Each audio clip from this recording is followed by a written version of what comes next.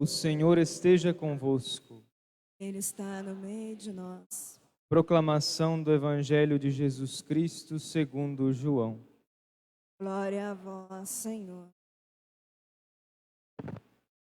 Naquele tempo, disse Jesus a seus discípulos: Como meu Pai me amou, assim também eu vos amei.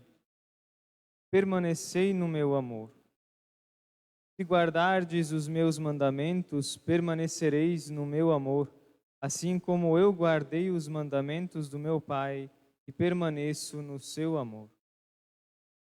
Eu vos disse isto para que a minha alegria esteja em vós e a vossa alegria seja plena. Este é o meu mandamento: amai-vos uns aos outros, assim como eu vos amei. Ninguém tem maior amor do que aquele que dá sua vida pelos amigos.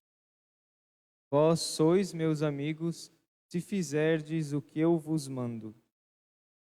Já não vos chamo servos, pois o servo não sabe o que faz o seu senhor. Eu vos chamo amigos, porque vos dei a conhecer tudo o que ouvi de meu Pai. Não fostes vós que me escolhestes, mas fui eu que vos escolhi e vos designei para irdes e para que produzais fruto e o vosso fruto permaneça. O que então pedirdes ao Pai em meu nome, Ele vô-lo concederá. Isto é o que vos ordeno: amai-vos uns aos outros. Palavra da salvação. Glória a vós, Senhor.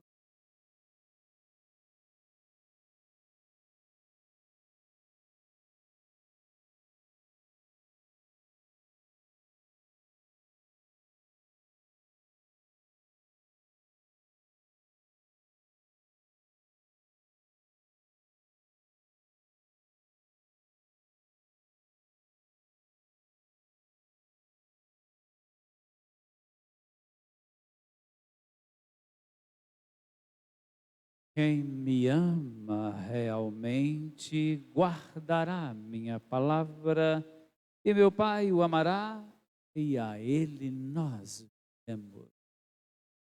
Querido Diácono José, amados irmãos e irmãs em Cristo Jesus, especialmente também quem nos acompanha por nossas redes sociais, a nossa saudação especial a você que nos acompanha. Quem me ama realmente guardará minha palavra. Hoje a aclamação evangélica destaca exatamente isso. E meu Pai o amará e a Ele nós viremos. Se nós realmente estamos em sintonia com Jesus, com a sua palavra, nós então nos tornamos morada do Altíssimo, templo vivo do Senhor. Nosso ser, ou no nosso ser, habita a Santíssima Trindade, o Pai, o Filho e o Espírito Santo. Mas é necessário que a gente permaneça no Senhor, como Ele nos pedia no Evangelho do quinto domingo passado, quando com aquela imagem tão significativa, a imagem da videira e os ramos, porque se a videira e os ramos não estiverem ligados à videira, ao tronco, esses ramos não poderão produzir frutos. Então é necessário permanecer no Senhor, para que a seiva desse tronco, que é Jesus, possa então, chegando aos ramos, produzir os frutos que é esperado da videira, ou esperado de cada um de nós que fomos enxertados, ligados ao Senhor. Nós estamos no capítulo 15 de João e o texto continua, não é? Na temática, hoje, pedindo para não só permanecer ligado, mas permanecer no amor, que é o mandamento do amor que hoje nós temos no texto. É necessário vincular-se ao amor e expressar esse amor de Jesus pelos frutos, porque o amor não é teoria, então o amor é algo para se viver, e a gente vive o amor conforme nós somos amados por Jesus. Do jeito que Ele ama, é o jeito que nós somos convidados ou como Jesus estabelece o seu mandamento: amai-vos uns aos outros como eu vos tenho amado. O modo como ele ama é o modo como nós devemos amar. E se nós amamos, esse é o fruto mais belo que nós produzimos, ligados à videira verdadeira que é Jesus, é o amor. Nós somos convidados a viver esse amor. Esse amor que vai gerar alegria, para que a minha alegria seja em vós e a vossa alegria seja plena. O amor é sempre fonte de alegria, alegria genuína, alegria verdadeira, mesmo em meio às dificuldades, os problemas os quais nós passamos. Porque a alegria não está condicionada às circunstâncias da nossa vida. Como falamos de alegria verdadeira. Não falando de euforia, diferente. Não falando de alegria. Alegria não está presa às circunstâncias da vida, sejam elas quais forem. Se elas forem favoráveis, estarei alegre. Se elas forem totalmente desfavoráveis, estarei alegre. Por que eu vou estar alegre, então? Sobretudo nas situações desfavoráveis. Porque em qualquer circunstância, em qualquer situação, eu sou amado. Deus me ama. E isso, essa verdade, essa experiência, não pode roubar em momento algum esta alegria que está dentro de mim, está no meu interior. Nós somos convidados a essa experiência, a essa alegria verdadeira, quando nós amamos uns aos outros, no amor mútuo, no amor recíproco, no amor fraterno. E onde também se estabelece uma amizade entre nós e Deus, entre nós e Jesus, que nos declara hoje como seus amigos. A amizade, como isso é necessário para as nossas vidas, para nos sentirmos realmente acolhidos, amados, aceitos, como somos. Então, o amor, ele não está ligado às circunstâncias ou à mudança de vida, porque nós somos amados primeiro. Deus nos amou primeiro. Hoje, São João, na sua carta, deixa claro isso, dizendo que Deus é amor e que Ele toma sempre a iniciativa é sempre divina. Nós somos amados por Deus. Então, que isso fique bem claro para nós, nós possamos fazer a experiência desse amor verdadeiro. Jesus que diz que não há maior prova de amor do que dar a vida. Então, amar é dar a vida, amar é servir, é entregar-se, é doar-se inteiramente. Isso é o amor. Por isso que eu falei que não é teoria, o amor é algo muito concreto para se viver no nosso cotidiano, no nosso dia a dia, qualificando a nossa vida, as nossas relações, nossos relacionamentos, para realmente expressar amor que tem a fonte em Jesus, em Deus, que é amor. Fonte aí. Nós não somos fonte. Por nós passa esse amor, mas eu preciso estar ligado, devidamente ligado à videira, que é Jesus, a videira verdadeira. E aquele que hoje diz, então, terminando o texto, dizendo para nós hoje, né? Isso é o que eu vos ordeno, amai-vos uns aos outros. Essa é a palavra de ordem do Senhor. E nós somos essa morada, esse espaço onde o Senhor habita em cada um de nós. Somos a igreja viva. Nós temos a igreja, o templo de pedra, mas formamos a igreja de Jesus como as pedras vivas desse edifício. Alicerçado no Senhor, alicerçado nos apóstolos, naquilo que viveram as primeiras comunidades. Nós sabemos que os cristãos sempre tiveram lugar para se reunir, desde o momento em que Jesus se reuniu no cenáculo para a última ceia. A partir de então, na experiência da ressurreição, os discípulos começaram a se reunir nas casas, a chamada Domus Ecclesia, ou a casa da igreja. Isso é interessante. A casa da igreja, não é casa-igreja, é casa da igreja, porque a igreja somos nós, os batizados e batizadas, somos a igreja de Jesus Cristo. Então isso aqui não é dito à toa, certo? Para a gente tomar essa consciência. A casa da igreja. Então essa casa santa, essa casa do Senhor, casa nossa, casa da igreja, que somos cada um de nós, batizados e batizadas. Eu estou vos falando isto porque na próxima quinta-feira nós teremos a dedicação desta casa, desse templo. Será dedicado ao Senhor e o altar será consagrado ao Senhor. Então, nós teremos aqui a celebração, a presença do nosso bispo, vem fazer essa celebração para dedicar esta igreja. E nós vemos aqui no espaço, né, que mudou, né, como era antes e como está hoje. Estamos aqui vendo o espaço mudado, não é? Todo o espaço. Temos o ambão, o altar e a cadeira da presidência, junto com o lugar onde ficam os demais ministros. O padre é o ministro ordenado que preside a comunidade, mas tem outros ministros que o auxiliam. Todos os que fazem uma função na liturgia são ministros. E ali está o lugar também dos ministros, aqui nesse lugar chamado presbitério. E a mudança que foi iniciada, além desses espaços aqui, foi também a fonte batismal. Nós tínhamos uma pia batismal. Hoje, nós temos uma fonte batismal.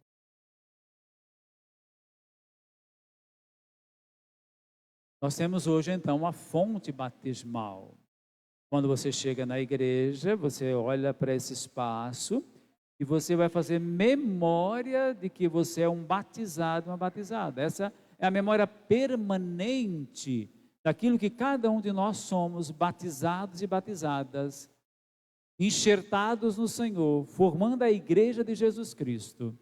Daqui nascem os filhos de Deus. As mães geram os filhos nos seus ventres, tá certo? Dão a luz aos seus filhos, mas é deste ventre, esse aqui é o ventre da igreja, é aqui que nasce a igreja como mãe, nasce os filhos e filhas de Deus, desta fonte batismal. Mergulhados nessa fonte, morrem e nascem em Cristo Jesus. Então essa é a fonte batismal, memória permanente, memória viva do que nós somos, da nossa identidade de batizados e batizadas. Daqui a pouco o diácono vai fazer os batizados, serão acho que 5 batizados hoje. Então nós teremos mais 5 que nascerão deste útero da igreja, desta fonte. Mais 5 membros desta igreja de Jesus Cristo, dessa comunidade que nós tomamos parte, somos parte dessa comunidade.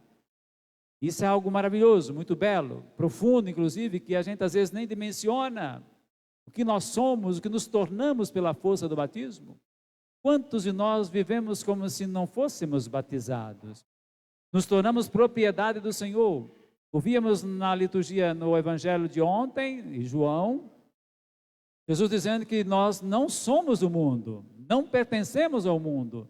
Nós somos do Senhor, a Ele consagrados pelo batismo, quando fomos batizados. Somos o Senhor, pertencemos a Ele, formamos o seu corpo, a sua igreja. E aqui está a grande verdade do que eu estou dizendo a vocês. Então, desta fonte nascem os filhos e filhas de Deus. Então, isso aqui não tinha nesse espaço, não é? Agora nós temos. Quando tinha o batizado, a gente trazia uma pia e aí batizava e essa pia era guardada. Hoje não. Ela está aqui fixa para que você, ao entrar na igreja, não se esqueça da sua natureza, da sua essência, do que realmente você é, filho e filha de Deus, pela graça do batismo. Então, essa fonte, ela é significativa. Um outro dado,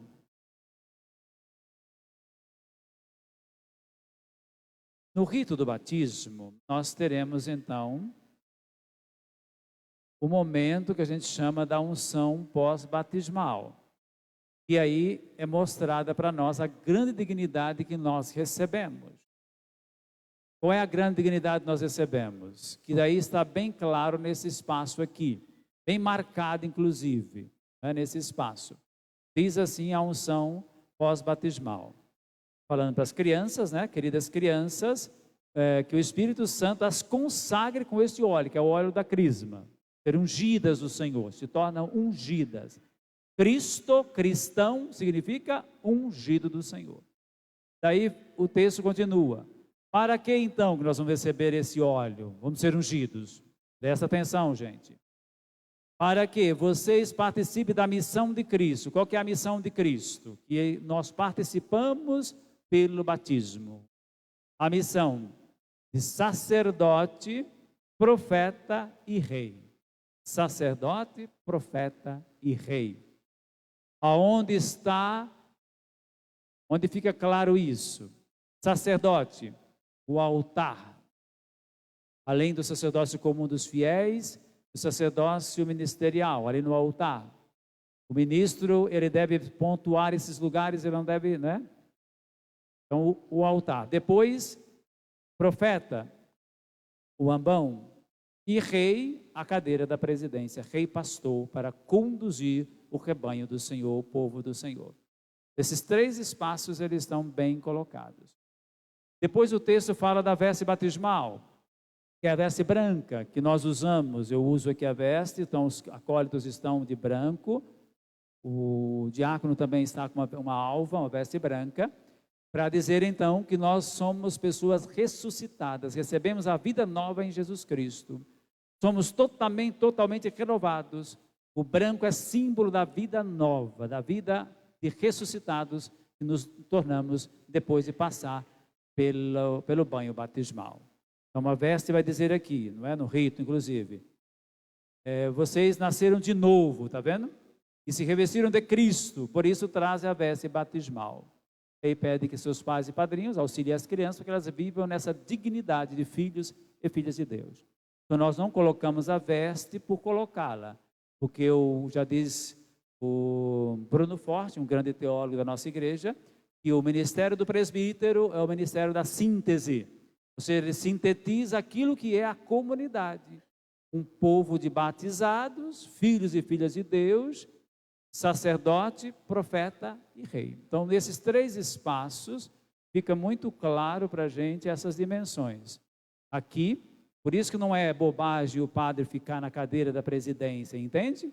Ele está indicando que nós somos um povo de realeza, um povo pastor, um povo rei. Então, daqui ele preside a comunidade em nome do Senhor, como Cristo cabeça e nós os membros formando o corpo do Cristo total, cabeça e membros. Então, esse lugar. Então, não é à toa que o padre deve ficar aqui.